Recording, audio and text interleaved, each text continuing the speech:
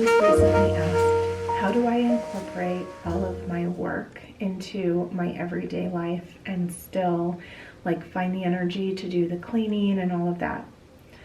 One of the things that I do sometimes is just have to let certain things go. So, you know, like when I am working on a certain thing in a month, for instance, in the beginning of the month, I have letters to do. At least before the middle of the month, I need to make sure that I work on them. So today was the day that I dedicated to getting that done. Now I did some of the, you know, typical things that I do. I still get ready. I stripped the bed because I wanted to have fresh sheets, but I don't do a really thorough deep clean of bedrooms around the time that, well, I guess it landed on a Monday. So today there are certain things that aren't going to get certain kinds of attention. So I talk about this in my LIFEBOOK videos and just the lady of the house method, and how you have your list of things that you want to do for your spaces, right? But those things don't necessarily all need to get done on that day. For example, on a Monday, you have your bedroom. You aren't going to check all of the things on that list. It's going to be a light Monday. This Monday is a light Monday. All I did was change my sheets. I'm not focusing on dusting, on vacuuming, anything like that, because I have a lot on my plate. Not to mention I'm doing this VLOGMAS series, so that in and of itself, it means that there's a lot of things that go by the wayside this month. But there are also times where I am full of energy that I will be able to get so many things on my list done, even things that aren't dedicated for certain days, for those focus days of what I'm going to be doing. I could do like a whole house cleaning, deep cleaning in one day for the whole month. But I don't always want to do that. So that's why I have things broken up the way that I do. But it's understandable that in a time where it's like, you know, this day I've dedicated to making stationery, for example, for my pen pals and my painting pals. That means I'm not going to be focusing on so many different things when it comes to housekeeping. Now, I have a video coming up that I am going to be sharing just a look through of the LIFEBOOK. I'm just going to flip through pages that I printed out. It's a little bit harder to showcase that in the book itself because of the way that it's bound.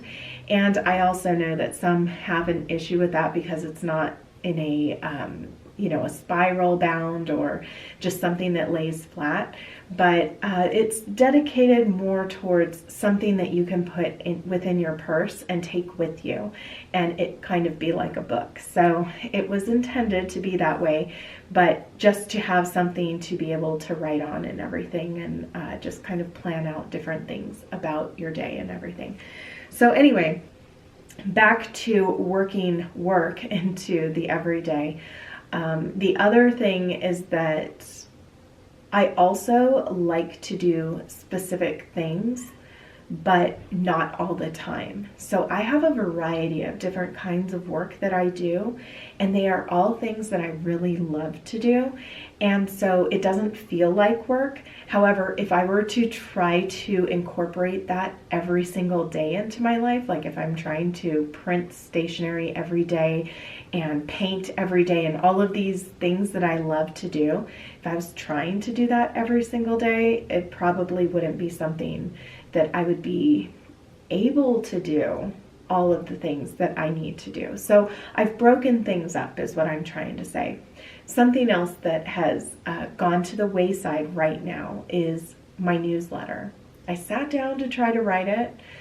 The way that I was feeling in the day that I tried to sit down and write, nothing really came to me. I was in a really bad mood. It was just very difficult. And I go through these, you know, highs and lows throughout the month. So a lot of times it comes down to the timing of everything. So for instance, on a day like today when I have a lot on my plate, I wasn't able to get a newsletter done and prepared in time. I got a question from my editor about did I have anything that I was going to send her. And I said, you know what? I had a horrible day yesterday. I wasn't able to write anything. If you have anything that you would like to share, please do that. And I've shared her words in the past, and I even put them in my most recent volume 2 book. And sometimes having those little backup things make all the difference. So today I'm going to share with you just my process in how I get some things printed and just a little portion of the work that I do. Hopefully you will find it inspiring. Hopefully anything that I've shared with you today has been inspiring. And if you have something that you would like to add, I would love to hear it. I thought it would be nice to share with you how I have everything set up for this process that I have of creating my own stationery. So this is a benefit that I have over on Patreon especially, but I also have all of the printables available for sale in my Patreon shop. And that is for anybody. You do not have to be a patron in order to purchase from the shop over there. But I just wanted to share with you what I will be sending out this month, because I do have 2 different tiers that get a piece of stationery. The Painting Pals get a piece of stationery along with a petite painting that I mail them each month as long as they are a Painting Pal. And then I also have a Pen Pal tier, which I send them a monthly letter along with a piece of, well, on a piece of stationery, or at least within one. And then also a petite painting. So the petite painting matches whatever I am sending out that month.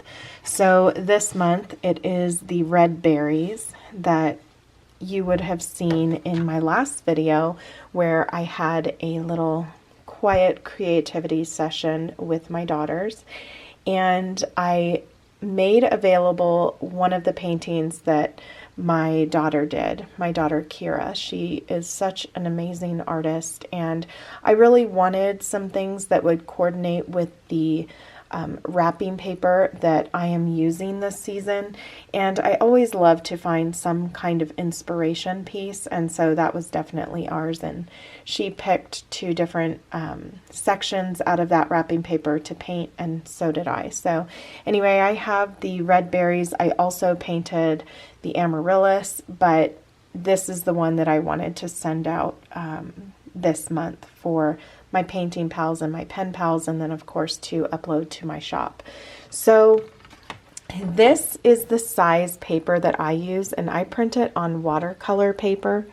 So this is the watercolor paper that I have, and it is in the 7" by 10", and it's on 90 pound because I can't get anything thicker than that to go through my printer. And I just like the weight of this, so that's why I use that. Now I do trim mine down to fit this size envelope. You will see the difference here. I have 2 different sizes. This, what I have available for printing, would be able to just print out on the 7" by 10", and then if you fold that down, it will fit in this size envelope right here, which is the larger size. I find these at Hobby Lobby, but I've really been enjoying the smaller size, and I trim this down just a little bit off of the bottom, a little off of, well, a lot more off of this side, and then some off of the top. And then I also use this little puncher right here or the edger, to make a really beautiful edge for my stationery. So I have some examples here. This is what the edge looks like for that kind. I have different ones, but this currently is the favorite one that I'm using. I have some others that I can share with you too, I think. Yes, this one. I also have this edger, but not liked as much as this one, so I just use this one a lot. So anyway, it's a process. I go through quite a process to make my own stationery, but it's worth it to me because I enjoy the process so much. The only thing I don't enjoy is when the printer isn't working, like it currently isn't working right now. And that happens sometimes right in the middle of me getting myself all worked up to be able to use it, and then, you know, something happens. And this is a brand new printer, so I don't know what's wrong with it, but maybe I overheated it. I don't know, because I was also printing out the LIFEBOOK pages that I wanted to share with all of you, just a flip through of that, which I will get to in another video. But anyway, I also like to print out a pattern liner to put on the inside of the envelopes. And that's been something that I've been doing for a while now. It's a bit extra, but I really enjoy doing that, and just having the tracing paper is what I use, which it's a lot more delicate and it takes some extra care to get it through the printer. And especially this one, I'm finding I can't just like slide paper down in here easily. It grabs onto it. So when I'm putting the tracing paper in there, I have to include it with a couple of other pieces of paper and push it down together. That way it doesn't get all crinkled up in there. So yeah, like I said, it's a process, but I don't have like too many painting pals or too many pen pals where it's too much for me to, you know, not put that extra time into. So it's just what I like about this part of the month is that I get to enjoy doing something that is creative and that, you know, just brings me a lot of joy, but it also takes a lot of time. So I know that it's not something that I can do all the time, but setting this time aside to do something that I really enjoy doing is fun for me. And it's always fun to create a new piece of stationery. And the benefit too of the painting pals and pen pals is that they also get the printable for that stationery for free. Well, I mean, they're paying for the tier, but it comes included. So as soon as I get this posted, then it will be available to them, but it will also be in my shop available to any other patrons who would like to purchase that product, and then also for any of you who would also like to, you know, head over to Patreon to get a piece, you know, just something where you can print your own cards. So I shared the pine cone one of my daughter's over there, and this will be uploaded pretty soon, which this is the red berry one. So I also wanted to share with you how I have some of my paper organized right now, and just this work section that I have. Having the printer down here really makes a big difference because as you know, I've been using my guest bedroom for my little office area, and I like having the printer like away from where I do my work every day because I don't use it every day, and it's quite clunky and just takes up a lot of space. So having this area down here in the library is great for that. And then of course this library came with a lot of storage space, and I've been using all of these drawers and cabinets for things relating to all of my work and you know, paper, watercolor paper, all the different kinds of paper. I have watercolor paper right here, regular printer paper, and then some cardstock right here, as well as the tracing paper that I use, which I've already trimmed this down to fit into the printer because the way that it comes, it won't fit. And then I also have vellum up here as well, which I was using that for a time as well. So anyway, this is my setup, and sometimes it's really fun just to take some time to do those little crafty things that you enjoy doing. And then I did not share this section over here, but this is where I have just wrapping paper, extra envelopes over here, and then ribbon. So I'm sure that, you know, over time I will get even more things put away in here. But for now, this is my whole setup, and it's been working out for me. Thank you so much for being here with me today. I know that there wasn't a lot of variety in this video, but it's just a little portion of what I enjoy incorporating into each month, and I want to inspire you to do the same, whatever that is, even if it's not one of those things that you do on a daily basis, but you still want to fit it in somewhere in your month. Thank you so much for being here with me today. I look forward to seeing you in my next video.